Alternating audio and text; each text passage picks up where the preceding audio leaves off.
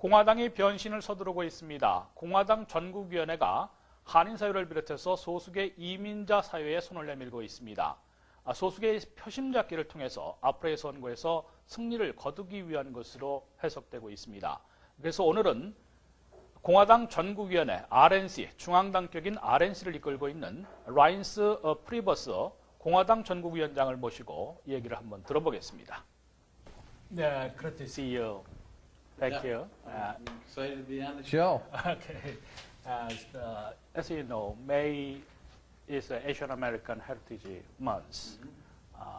What do you think Asian American contribute to America? Right.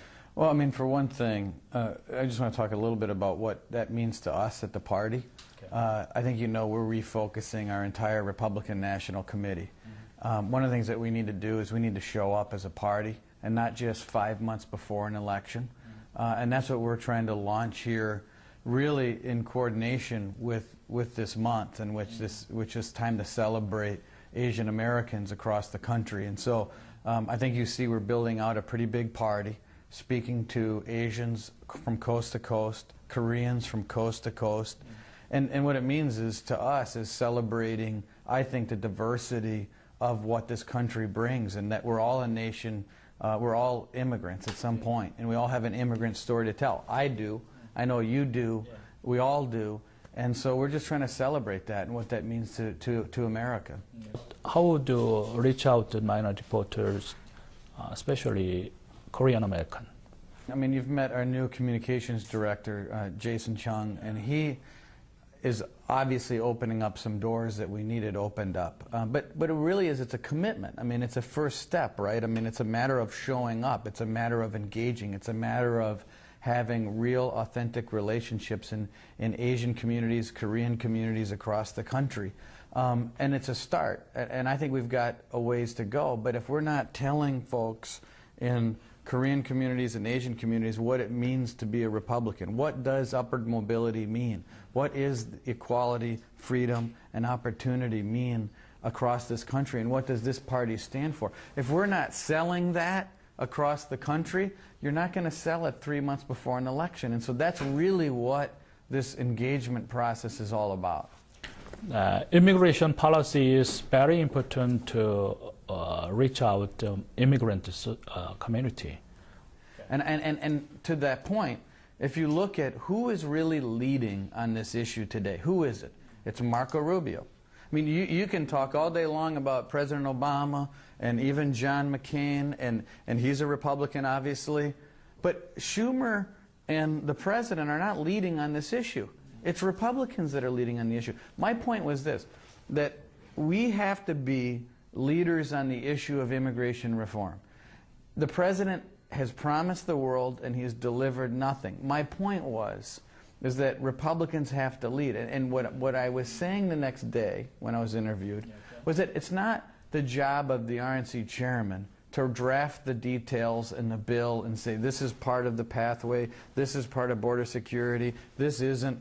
The fact is, whether you're Rand Paul or John McCain, all of these people have said we need to have immigration reform in this country. So that was my point, that we need to lead on the issue. And the fact is, if we're being honest about it, the only people leading right now are actually Republicans. To create a path to citizenship for 11 million undocumented people? Listen, and that's not my call. No, I don't believe that blanket amnesty is the way to go. I don't agree with that. No, okay. I don't. But I do agree that if we can secure our border, I mean, really secure the border, then I think Republicans across the country are willing to have a conversation and figure out how we can have comprehensive immigration reform in this country. Here's the problem. If you don't secure the border, let me just play this out for a second if you don't mind. If you don't secure the border, the next debate in this conversation is going to be, well, 14 years is too long. The fine is too big. The waiting in line stuff isn't, it's too long. Instead of 14, let's make it 10. Well, maybe 10's too long. Maybe make it 6. Maybe make it 4. And if you don't have a secure border, then what do you get out of it? You get nothing. You have a broken system. We also have to do a better job of expanding the education, visas, bringing in more skilled help, engineers, labor. Our H-1 visa program is in shambles. So, I mean, it's not just, I think it's a mistake to focus in on this 11 million undocumented portion of this bill. There's a lot about immigration right now that's broken. It's not just that piece.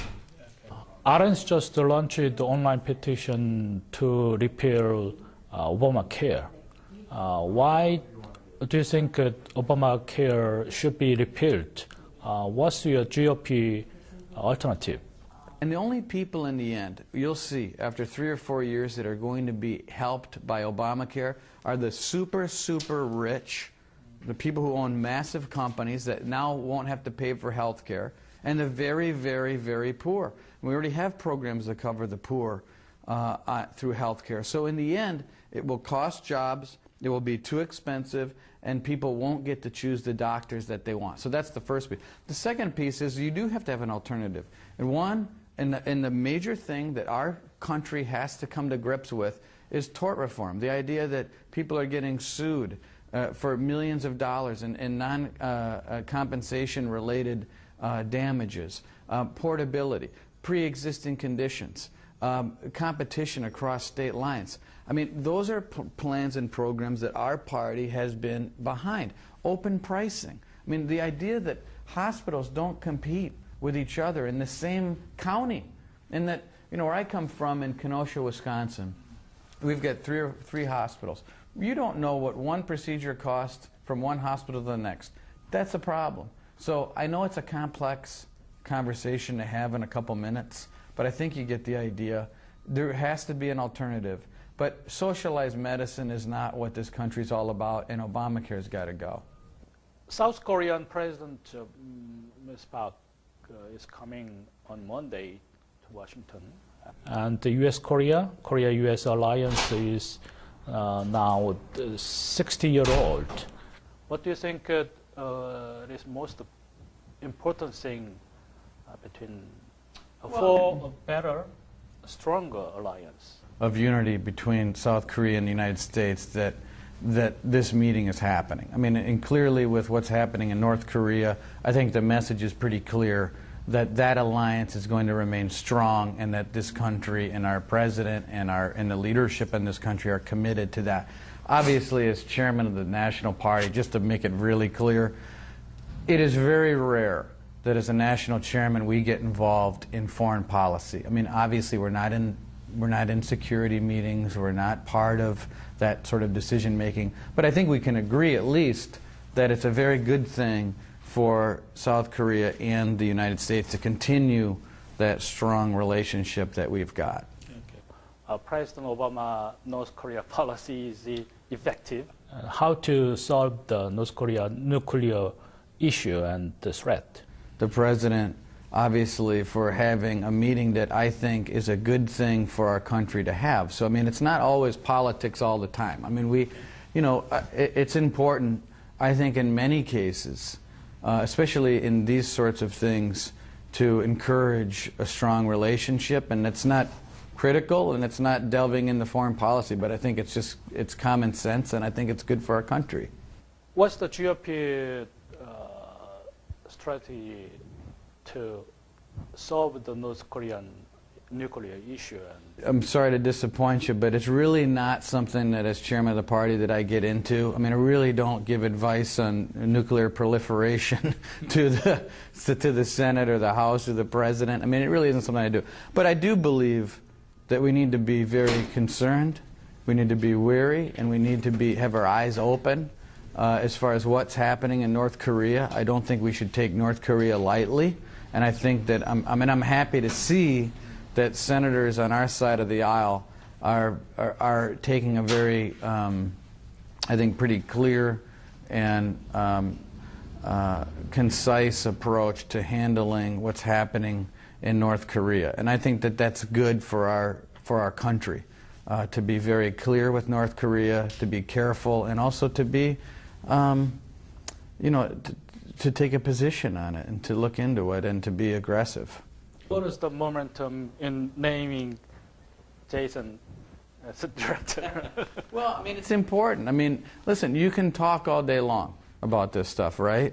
But what we're trying to do is show the Korean community, obviously by hiring Jason as our communications director, that we're serious about this engagement, that it's not just talk, that we're actually hiring a person whose everyday commitment is to reach out to the Korean and Asian community and tell our story.